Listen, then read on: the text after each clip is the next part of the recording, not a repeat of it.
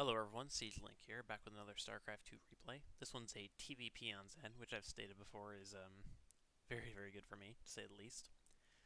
And I apologize for not being able to record this as soon as I wanted to. In fact, I'm probably going to stop recording videos in general for like the next week. Not only because I'm kind of like starved in terms of content that I would actually like enjoy like recording, because right now I'm playing Smash Bros the most and I don't have a capture card, so I can't record Smash Ultimate sadly. And I've also been participating in some like just casual tournaments with some of my friends on Twitch, of which I also don't have because I barely can get used to streaming. So yeah, I might do a little bit of content here and there, but it also leads into another one of my big problems is that my mother is crazy. She is super crazy, and she's been just yelling nonstop for like the past probably a month now, and when she yells, she basically just has a complete mental breakdown. And like even if I have music like blasting in my ears, I can still hear it, and it's such a friggin' nightmare. So yeah, it's pretty annoying to say the least. So here I was actually practicing a build that I was planning on using against some JSL opponents, but I think at this point I actually was not in JSL, and if I was facing Furious Silas, who was a Zerg player. And basically, what it is it's essentially a delayed um, Marauder proxy. So the way it works is you basically do kind of a normal build here. So you build a barracks and all that good stuff. And what ends up happening is that if they scout it, they're just going to scout 1-1-1. If they, and that's if they scout here and then immediately leave.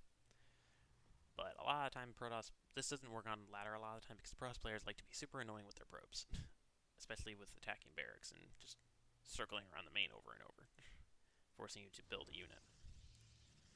So now I do see with my SCV the Nexus timing, and he ended up going Gateway then Cybercore. And it's just kind of a normal build Stalker, getting Warp Gate up and getting a Nexus up.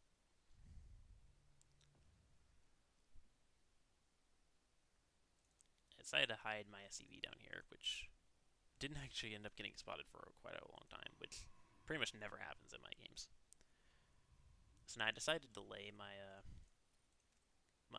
Marauders a tiny bit.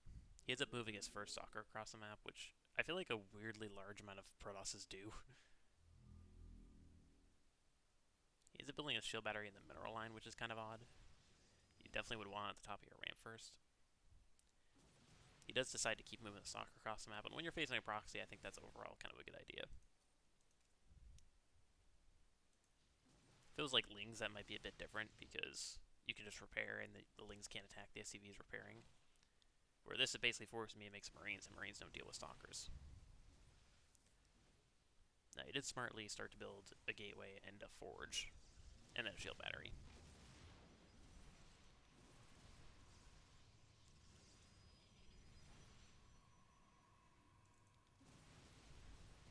So he's got his shield batteries coming up, but they're a little late.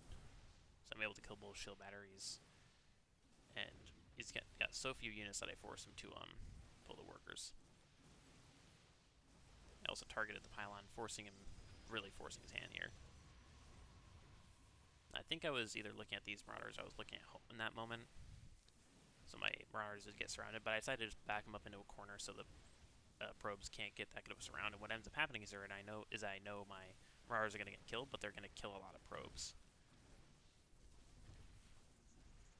So I lost 4 Marauders, but killed 16 probes there, which put me, as you can see, in a huge work lead. Because I've got this bunker, I know the Nexus is going to die.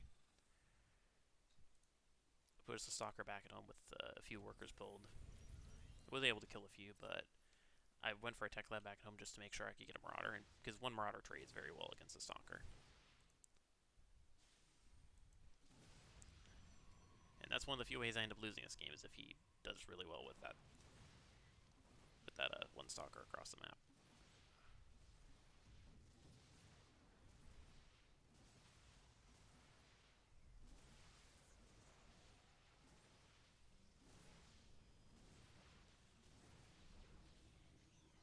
So I know he has a shield battery, and And shield batteries basically mean that your units can't die this early on. Big advantage for me is that he doesn't have them at the top of the ramp. I didn't realize that my Marauders, I was actually looking at home here, building supply depots, and I didn't realize my Marauders were moving towards those Stalkers. So I almost lost a few. Surprised I didn't, actually. I think I end up using a scan at some point here.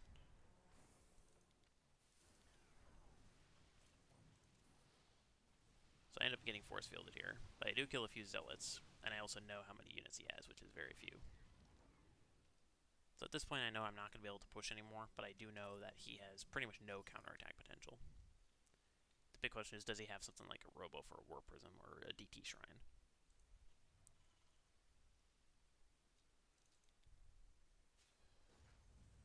And I know I've got Concussive Shell, so I decided to move across, or move with my Marauder, because one Marauder will always kill one Stalker.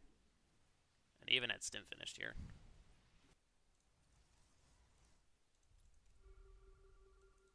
So I decided to scan, and I think right in that moment where I scanned, I actually didn't realize. I realized that I still had the SCV in that point. I was like, what? So he was making more and more probes, but he does know that he can't take a base anywhere. And he's just staying on gateway units here. And that's because I actually killed more workers than I thought I did. I killed 16, I thought I killed like 10. So I thought that he would have enough money for like this many units, or maybe like a few less Zealots and like a tech structure. But just now getting a Robo. He's only on 2 gates as well. He is getting +1 attack, but this is something that I think people often care about upgrades too much.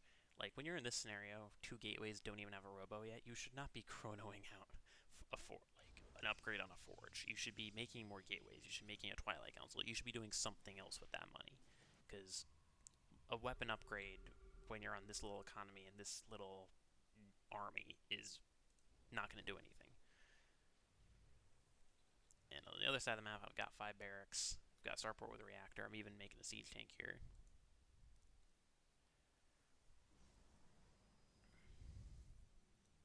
Yeah, this is the big reason I like this build. Even if you do get scouted and they have shield batteries immediately, you can just put bunkers on the natural ramp and they can't do anything. It's impossible for them to take a base. And on Zen, they can move across the map because of this little spot, but on most maps, they literally just can't even move across they can't even move out of their base. They have to get a War Prism first. And I've got a second base almost done. And at this point, I scanned the main. I saw that he had literally no tech. And I did ultimately scan again and see the Robo. But at this point, I've decided to scout across the map because I'm like, it's the 8-minute mark. You've got to have something else, surely. And that's why you see me building an eBay to get turrets up in each base in case of DTs. Because in TVP, one of the big ways that you can throw away a gigantic lead is if you're not prepared against DTs. I've had that in a lot of games. It's even supply blocked here. So he's able to get +1 attack here. And he actually moves down right when I have +1 attack. This is something that usually I'm pretty good with, which is pulling some of these Marauders back. I would have probably pulled these guys back, but then kept these Marauders here. Especially because they're not exactly in a good position to trade. Or the other thing I would do is pull all my Marauders back, salvage this one, but then keep the bunker here, so I still know exactly when my opponent's expanding. Because like even if you just have a bunker with no units in it here, if this bunker stays alive for 2 minutes, that's like 2 scans worth of value there, or actually more like 4 scans. It's like I permanently see everything on this natural base. I know that you don't have a base. So a lot of sentries, a lot of zealots. Force fields a few times again, so he knows he can trade pretty well. And this is a very good trade for him, sure. But he now shows me that he has no nexus, and I see a big force. So I know at this point he's most likely just gonna move across the map and hope for a miracle. But I've got way more production than him. He's on 2 gates. I'm on 6 barracks, and I'm even getting a Banshee with cloak. And then I remembered about this SCV, and I'm like, oh yeah.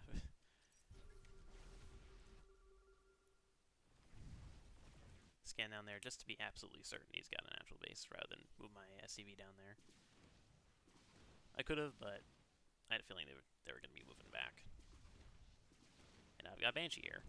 And the reason I went for Banshee here is because I know had a feeling because he was so behind, he would be making just immortals and he wouldn't be making observers. But also, I expected him to move across the map here, and if he was here, he would have to recall to get back here. And one way or another, you either recall, which makes it so you can't recall later because that's such a long cooldown. You warp in a few units and then keep pushing, or you just walk your units all the way home from here. And I'm able to kill even more workers here.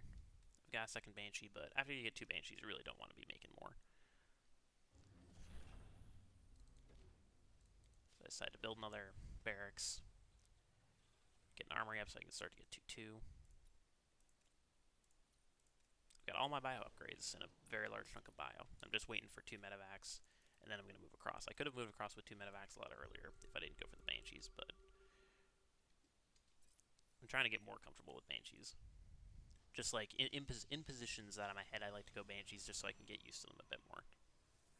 I was hoping here I could catch him off guard with no observer, but the observer just popped. His sentry was also barely in range. If that sentry was out of range, he would have lost that sentry there because of the shield battery.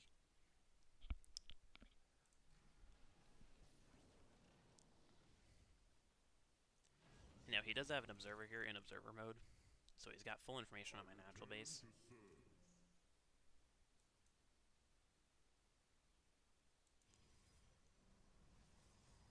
And he's going for Robo Bay here.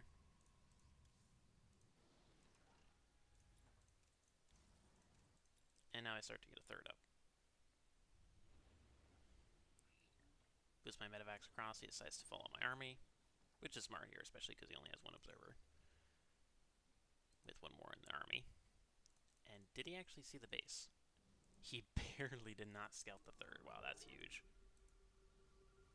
So I scan the natural base, see his army here. Also scan the main, see that he's going Robo Bay as his option. I think I end up going for a second starport pretty quickly because of that. And the second the scan runs out, he decides to move across because I'm like,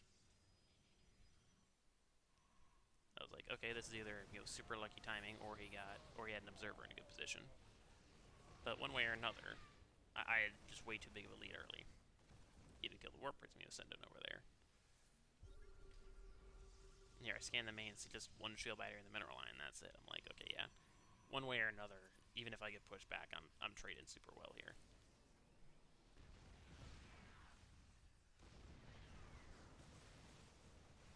And he was playing pretty well with force fields this whole game, but it wasn't going to be enough here. And as you can see, with +1 attack and the 2 TC tanks there, he's just too scared to engage, and the Nexus died pretty easily. The reason I ended up targeting those rocks there is because I know the one way I actually lose this game is if I lose this army and he loses almost nothing, and the only way that can happen is if he has really good force fields, which he has had this game. So by killing those rocks, it denies him that ability pretty much, which you're going to see in a second here.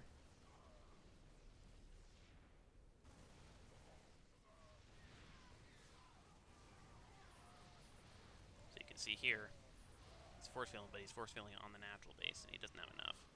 I accidentally A-moved onto my tank there, so I unsieged it, and I was like, you know what, let me just push forward a little bit more. But that was before I ended up seeing this warp in, so that ended up working pretty bad for me. But one way or another, even as it ended up working out bad for me, I escaped with 3 Marauders and both my medevacs. And I've got a 3rd base up, and I killed his 2nd base. So now it's around equal army supply, but I've got twice the amount of workers. And my main base is starting to get mined out, so I pull my workers from there to go down. I've got an armory, I've got double eBay up. I've got every single bio upgrade as well. I scan here, see the Temple Archives, and I'm like, okay, he's going for the classic Storm or nothing, basically. Because Storm is pretty much like the most powerful splash ability in the game. There's so many scenarios of which you can go from, way behind army supply to way ahead for the Protoss in like a blink of an eye. Just for those of you wondering why I do that, that's because if you load up 3 medevacs and 1's empty, your units will take longer to unload. The one advantage of that is that if you have an empty medevac, you can fly that one in first, and if there's like cannons or if you walk into stalkers, that one will die first. But one way or another, if you have like one with 3 or 2, then you're likely going to have 1 or 2 units unload, so it's going to be pretty much empty by the time it dies anyways. And another thing is that if you lose one medevac, and even if it has no units in it, you're likely going to lose more. So I end up dropping here. He does have too many buildings in the main to the point where I'm not able to drop like out of vision of him. But I decided, okay, just kill any crucial structure pretty much. Kill the cannon and shield battery so I could do follow-up drops and he wouldn't be able to defend it easily. I save the Templar Archives and know he's going for Storm. And if I deny that, I know I pretty much have no chance of losing, because he's really heavily relying on that Storm. And I could have boosted away and lost no units, but I was like, you know what? I'll give you a little bit of a chance. You know what? I just want as many juicy probe kills as possible. I know you don't have any probes here. And as you can see, I don't trade too well army for army here, but I trade well army for probes. So now he's down to 16. And it's 50 army supply to 27. So even if he somehow, some way, managed to deal with my next army, he wouldn't have been able to deal with any of my follow-up armies. I'm even getting a 4th base against someone who's barely even had a 2nd this game. I've got 2 tanks, 3 medevacs, and a pretty decent chunk of bio here, with 3 base economy getting to a 4th. I'm getting fusion core for lib range, getting an extra starport and an extra factory, so I can get 2 siege tanks at a time, 4 Vikings at a time if he goes for Colossus. And if he doesn't go for Colossus, then 4 range libs at a time, yeah, just forget it. Especially on Zen, too.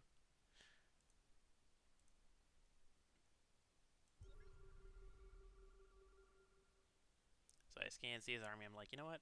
I don't need to go around. I can literally just charge up this ramp. I know you don't have Storm. And even if you get the best possible trade here, I'm still winning this game. And it was really the upgrades that made a difference here. Tanks had +2 attack. And my upgrades were better than his this game, despite him having a forge so much quicker. And that's one of the things I mentioned, is that the forge was pretty much useless for him this game. He was spending resources into that instead of more gateways to get more units, instead of a robo quicker. It really hurt him. And you could pretty much see from that probe surround actually hurt him for the most part that game. So not scouting and just not dealing with my build that well resulted in him just having a downhill battle for that whole game. So I hope you all enjoyed, and I'll see you guys hopefully sometime soon.